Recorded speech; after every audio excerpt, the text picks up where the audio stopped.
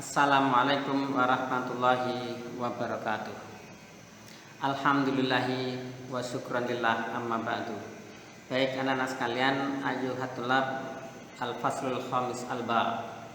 Sabahul khair, sabahus surur. Kaifa asbahtum? Alhamdulillah inni bi khairin. Baik anak-anak sekalian, apakah kalian sudah sholat subuh? Apakah kalian sudah sholat duha? Nah, semoga semuanya sudah sholat subuh dan sudah sholat duha. Nah, anak-anak sekalian, pada kesempatan pagi hari ini kembali kita akan belajar tentang masa penjajahan Belanda, yakni materi tematik daring yang ke-10 tema 7 di kelas kita, kelas 5 begitu. Namun demikian, sebelum kita memulai, maka saya pesankan pada kalian semua untuk selalu menjaga semangat kita agar kita tetap sehat, tetap study hard, tetap mempunyai semangat yang tinggi meski belajar itu dengan daring, tidak bertatap muka seperti biasanya, tidak di kelas seperti biasanya. Namun jadikanlah rumahmu itu sebagai kelasmu. Dalam masa pandemi ini, hal yang harus kita perhatikan dengan baik adalah kita menjaga kesehatan kita agar kita tidak sakit, kita tidak terkena virus yang mematikan, virus COVID-19 ya. Nah, oleh karenanya mari kita jaga ibadah kita, selalu mendekatkan diri kepada Allah Subhanahu wa taala. Selalu kita jaga spirit kita, semangat kita, selalu kita jaga kesehatan kita, dan selalu nice daring, selalu happy dalam kita belajar secara daring. Ketika kita bersungguh-sungguh, maka kita akan mendapatkan sesuatu. Tapi ketika kita tidak sungguh-sungguh, kita tidak akan mendapatkan sesuatu. Supaya kita mendapatkan ilmu yang barokah, ilmu yang manfaat, maka mari kita senantiasa manjadda wajada. Siapa yang bersungguh-sungguh, dialah yang akan mendapatkan. Tayyib ayatullah natak tersana hadal yaum bi qiraati al-basmalah. Bismillahirrahmanirrahim. Anak-anak sekalian, kemarin kita sudah belajar tentang penjajahan bangsa Inggris di Indonesia. Nah, setelah orang-orang Inggris itu menjajah di Indonesia, tidak hanya itu, ternyata masih berlanjut. Orang lain, orang Eropa yang lain, yakni orang-orang Belanda, itu juga ingin menjajah Indonesia. Seperti disampaikan kemarin bahwa orang-orang Eropa itu mempunyai anggapan bahwa negara yang jaya, negara yang mempunyai kejayaan, negara yang dikatakan sebagai dikdaya atau mempunyai kejayaan, itu adalah negara yang mempunyai banyak jajahan.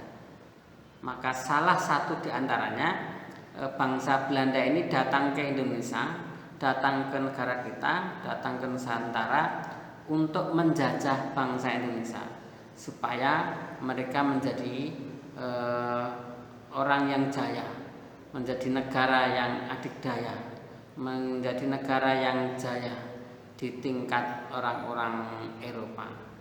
Sehingga dengan banyaknya penjajahan itu, dia menjadi orang atau menjadi negara yang berkuasa di tanah Eropa. Nah, anak-anak sekalian, kali ini kita akan mencoba mempelajari tentang masa penjajahan Belanda. Pada masa pemerintahan kolonial Belanda, selama 1 tahun Cornelis de Houtman itu berlayar dari Belanda menuju ke Indonesia, menuju ke negara kita ini. Jadi dari Belanda sana menuju ke negara kita di Indonesia ini, dia berlayar selama 1 tahun, sejak tahun 1595 sampai dengan 1596. Dulu belum ada pesawat terbang, sehingga pada saat itu dia menggunakan kapal layar sebagaimana yang kita lihat di situ. Nah, dia berlayar selama 1 tahun. Nah, kemudian tiba di Indonesia dengan mendarat di Banten itu pada tahun 1596. Nah, sejak saat itulah kemudian berdirilah perusahaan-perusahaan dagang Belanda yang memiliki kapal sendiri untuk berlayar ke Indonesia. Jadi Cornelis de Houtman ini kemudian memberitahukan kepada saudara-saudaranya, pada teman-temannya di Belanda sana. Kemudian orang-orang yang mempunyai perusahaan-perusahaan dagang di Belanda itu kemudian dia mempunyai kapal sendiri. Akhirnya berlayarlah dari Belanda menuju Indonesia. Untuk apa? Yakni kemudian membentuk VOC. VOC itu Verenigd Oost-Indisch Compagnie. Itu adalah sebuah kongsi dagang Belanda yang dibuat tanggal 20 Maret tahun 1602. Kongsi dagang itu berarti perserikatan dagang orang-orang Belanda. Jadi orang-orang Belanda itu membuat perusahaan-perusahaan dagang. Nah, kemudian beberapa perusahaan itu kemudian bergabung gitu. Nah, kemudian melakukan sesuatu. Apa tujuannya dibentuk VOC itu? Pertama adalah menguasai pelabuhan penting. Jadi di Indonesia ini banyak pulau. Di Indonesia ini punya banyak laut. Lautan yang sangat luas. Maka di Indonesia mempunyai banyak pelabuhan. Nah, VOC ini berupaya untuk menguasai pelabuhan-pelabuhan penting yang ada di Indonesia itu. Supaya apa? Supaya tidak dikuasai oleh orang lain, tidak dikuasai oleh negara lain. Sehingga dia mampu menguasai seluruh perdagangan dari Belanda ke Indonesia. Perdagangan-perdagangan yang di Indonesia dibawa ke Belanda itu kalau dia sudah menguasai pelabuhannya akan lebih mudah. Yang kedua, itu untuk menguasai kerajaan-kerajaan di Indonesia. Jadi di Indonesia dulu belum berupa sebuah republik semacam ini. Tapi Nusantara kita ini di banyak pulau masih banyak berupa kerajaan-kerajaan. Misalnya di Indonesia, di Jawa misalnya ada kerajaan Yogyakarta, ada kerajaan Surakarta, ada kerajaan Cirebon dan lain sebagainya. Di luar Jawa juga sama seperti itu. Di Sulawesi ada kerajaan Tidore, ada kerajaan-kerajaan yang lain. Nah, ini semua diupayakan oleh orang-orang Belanda melalui VOC itu untuk dikuasai. Karena dengan mereka menguasai kerajaan-kerajaan di Indonesia, berarti dia akan mampu menguasai rakyat Indonesia. Dia akan mampu menguasai wilayah Indonesia secara menyeluruh. Nah, tujuan yang ketiga adalah pelaksanaan monopoli perdagangan rempah-rempah. Jadi dengan VOC itu dia akan melaksanakan perdagangan rempah-rempah itu secara monopoli. Artinya apa monopoli? Semua rempah-rempah yang ada di Indonesia ini harus dikuasai oleh mereka. Misalnya rakyat menjual ya harus menjual kepada VOC, tidak boleh menjual kepada orang lain. Nah, kalau menjual kepada orang lain bagaimana? Tentu akan didenda. Tapi kalau menjual kepada VOC, dia hanya diberi harga yang sangat murah. Karena maksud dari VOC adalah mendapatkan harga yang murah dari rakyat Indonesia. Sehingga dibawa ke negaranya menjadi barang yang sangat mahal. Nah, kemudian pengalihan VOC kepada kerajaan Belanda. Nah, mengapa dialihkan? Karena pada akhir tahun abad 18 atau pada akhir abad 18 ini VOC mulai merosot. Omsetnya juga berkurang. Kegiatannya menjadi berkurang karena ada dua faktor, yakni faktor internal dan faktor eksternal. Nah, faktor internal diantaranya adalah banyak pegawai VOC yang korupsi. Kemudian sulit melakukan pengawasan terhadap daerah yang luas. Jadi wilayahnya VOC itu sudah mulai sangat luas, sehingga dia sulit untuk mengawasi ke daerah-daerah tertentu karena daerahnya sangat luas. Namun juga di dalamnya, di dalam kantornya, di dalam kegiatan VOC itu orang-orangnya, pegawai-pegawainya itu banyak yang korupsi terhadap hasil VOC itu. Maka kalau sekarang banyak yang korupsi, di Indonesia itu banyak yang korupsi karena meniru orang-orang VOC yang dulu pernah melakukan korupsi itu. Nah, faktor internal, faktor eksternal adalah meletusnya revolusi Perancis.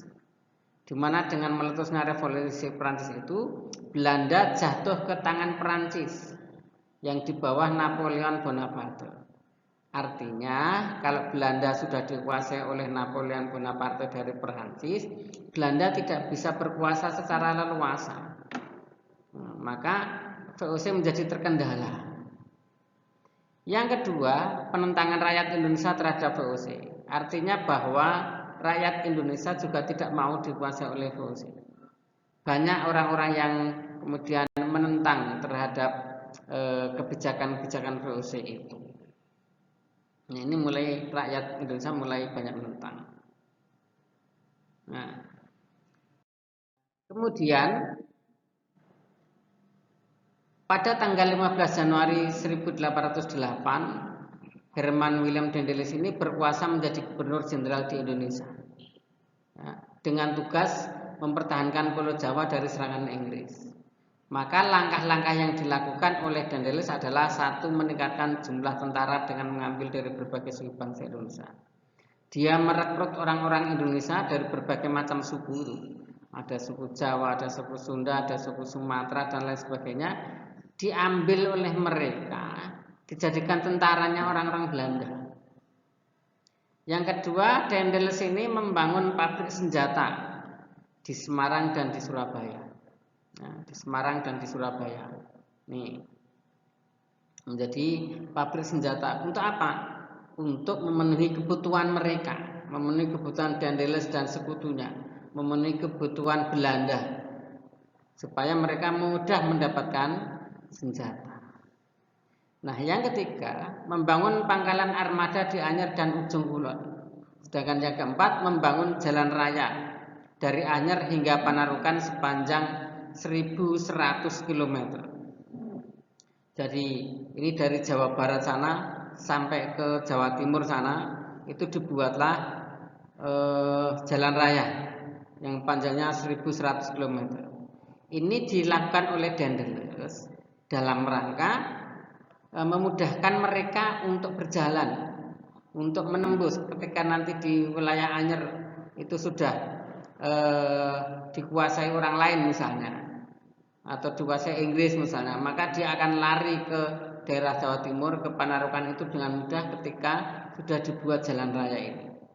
Maka jalan raya yang kita gunakan itu yang Solo Semarang sampai ke Jawa Timur sampai Surabaya itu merupakan jalan yang dibuat oleh William Dendels ini, Herman Willem Dendels ini. Ini yang harus kita pahami, bahwa jalan raya itu sudah dibuat oleh Belanda. Yang kelima, membangun benteng-benteng pertahanan. Jadi Willem Dendels ini di Indonesia membangun banyak benteng-benteng pertahanan. Maka sering kita jumpai di wilayah-wilayah kita itu ada benteng-benteng yang besar, benteng pertahanan bagi Belanda itu yang bangun oleh pada masa Dendels itu. Nah, Dendels kemudian menerapkan kerja paksa atau yang disebut dengan rodi. Jadi kalau kalian masih bertemu dengan nenek-nenek kalian, kakek kalian bisa bertanya, dulu kakek kalian melakukan ini, mengalami kerja paksa oleh Belanda, mengalami kerja rodi. Nah, Dendels juga mengumpulkan dana untuk menghadapi Inggris. Selain mengalami kerja rodi tadi, dia juga mengumpulkan dana karena dia harus menghadapi orang-orang Inggris. Nah, dalam kerja paksa ini termasuk tadi dalam membuat jalan raya tadi. Itu juga dengan kerja paksa. Semua rakyat wajib melaksanakan kerja paksa, kerja gotong royong, kerja bakti. Namun mereka tidak dibayar sepeser pun. Kalau tidak mau disiksa, tidak diberi makan. Mereka kerja tidak diberi makan. Sejak pagi sampai malam harus terus-menerus membuat jalan itu, kerja bakti terus-menerus itu. Ini namanya rodi, dan tidak diberi makan sehingga mereka kelaparan. Nah, di antara usaha mengumpulkan dana itu antara lain adalah penyerahan hasil bumi. Jadi rakyat Indonesia yang mempunyai lahan pertanian, lahan perkebunan dan sebagainya, hasilnya harus diserahkan kepada Denderlecht, harus diserahkan kepada Belanda. Kemudian memaksa rakyat menjual hasil buminya kepada Belanda dengan harga murah. Rakyat itu kalau menjual singkong misalnya, kalau kepada saudaranya bisa harga 3.000, ke Belanda hanya diberi harga 500, misalnya begitu. Nah, ini dia wajib, rakyat Indonesia dipaksa harus menjual itu kepada Belanda, tidak boleh menjual kepada orang lain. Yang berikutnya mewajibkan rakyat Priangan menanam kopi dan menjual tanah-tanah. Ini menjual kopi, menanam tanah, menanam kopi, ya, menanam kopi. Ini wajib bagi orang-orang Priangan. Nah, itu dipaksa oleh oleh Denderlecht untuk menghadapi orang-orang Inggris ini. Nah, begitu. Nah, setelah mereka Denderlecht ini wajahnya Denderlecht ini. Setelah mereka atau Denderlecht ini mendapatkan ini semua, dibawa ke Belanda dijual dengan mahal. Ini hasil bumi kita kalau di sana sangat mahal. Nah, kemudian yang berikutnya adalah ada sistem tanam paksa yang dilakukan oleh Belanda. Nah, Belanda menerapkan sistem tanam paksa pada masa kepemimpinan Johannes van den Bosch. Ini dia Johannes van den Bosch. Jadi Van den Bosch ini menerapkan sistem tanam paksa di Indonesia. Maksudnya bagaimana? Rakyat Indonesia dipaksa untuk menanam kopi yang untuk diserahkan kepada pemerintah kolonial Belanda. Jadi kopi yang ditanam oleh rakyat Indonesia itu harus diberikan kepada dia ini, kepada Van den Bosch. Ini dia biji kopinya. Karena kopi ini menjadi sangat mahal di Belanda sana, ya, menjadi sangat mahal karena di sana negaranya cuacanya dingin, sehingga dengan minum kopi sangat sedapnya, sangat enaknya kan begitu. Nah, di sana sulit mendapatkan kopi, di Indonesia ternyata banyak. Maka ini harus dijual kepada dia, harus diberikan kepada dia. Ini namanya sistem tanam paksa. Nah, sistem tanam paksa itu banyak terjadi penyimpangan. Sebelumnya, sebelum ditanam itu sudah ada kontrak kebijakan dari pemerintah kepada rakyat. Misalnya yang ditanami hanya 1/5 misalnya. Namun ternyata jatah tanah untuk tanam ekspor melebihi 1/5 tanah garapan. Jadi rakyat harus menanam lebih dari ini, lebih dari 1/5. Nanam apa ya? Nanam kopi atau tanaman-tanaman yang diwajibkan oleh mereka. Itu lebih dari 1/5. Sehingga rakyat tidak dapat menanam yang lain. Yang kedua, rakyat itu terforsir untuk tanam ekspor. Mereka, rakyat Indonesia harus banyak mengurus tanaman-tanaman yang dipaksakan tadi. Sehingga sawah dan ladang milik sendiri itu tidak sempat dikerjakan, tidak sempat terurus. Sehingga dia kesulitan memakan apa miliknya sendiri tidak tergarap, tapi dia malah menggarap miliknya orang Belanda ini. Nah, yang ketiga, rakyat yang tidak mempunyai tanah harus bekerja melebihi 1/5 tahun. Nah, ini banyak sekali. Setiap tahun dia, sepanjang tahun dia harus bekerja untuk mereka, bekerja untuk Belanda. Yang keempat, bahwa waktu pelaksanaan tanam paksa melebihi waktu tanam padi. Jadi kalau tanaman padi itu hanya 3 bulan kemudian sudah panen, yang menjadi miliknya sendiri, tapi mereka rakyat Indonesia harus lebih dari itu, lebih dari 3 bulan itu mengurus tanaman-tanaman kopi tadi. Karena tanaman perkebunan itu tidak bisa dalam waktu singkat. Tapi kalau padi bisa dalam waktu singkat. Nah, sebab tanaman perkebunan memerlukan perawatan terus-menerus. Nah, ini harus terus-menerus. Karena kalau sampai tanaman kopi itu gagal, maka menjadi tanggung jawab dari rakyat itu sendiri, bukan tanggung jawab pemerintah. Nah, kelebihan hasil panen dari jumlah pajak tidak dikembalikan ke rakyat, dan kegagalan panen tanam wajib menjadi tanggung jawab rakyat ini tadi. Padahal yang dia lakukan lebih dari 3 bulan, harus merawat kopi itu cukup lama, sehingga tanahnya sendiri yang harusnya ditanami padi malah tidak terurus. Inilah yang dilakukan oleh Belanda terhadap rakyat Indonesia. Nah, penyimpangan tanam paksa itu menyebabkan rakyat Indonesia itu menderita. Rakyat kita ini waktu dulu itu sangat-sangat menderita. Nah, di antara akibat penyimpangan tersebut adalah tanah rakyat terbengkalai, rakyat menderita, wabah penyakit merajalela, bahaya kelaparan melanda di Cirebon dan Gerobokan, sehingga banyak orang yang meninggal dunianya karena kelaparan. Ini akibat dari tanam paksa. Nah, tanam paksa yang diterapkan oleh Belanda di Indonesia itu ternyata mendapatkan pertentangan dan kecaman dari berbagai pihak.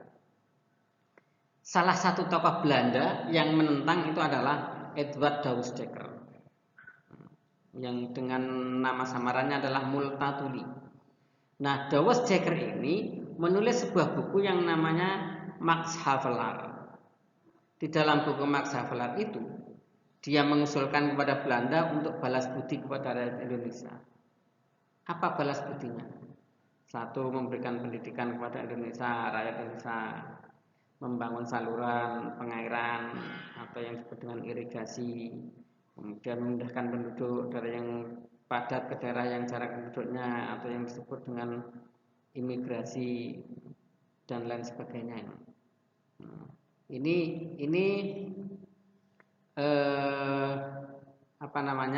yang dilakukan oleh Belanda di perpindahan penduduk dari padat ke daerah yang jarang, itu yang disebut dengan transmigrasi.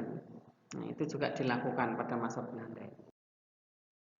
Nah, anak-anak sekalian, setelah kita pelajari lagi tadi tentang hal tersebut, tentang penjajahan Belanda di Indonesia, maka coba sekarang sebagai feedbacknya kamu tulis. Nah, kalian tulis bagaimana pendapatmu tentang Daendels, Van den Bosch, dan Edward Douwes Dekker.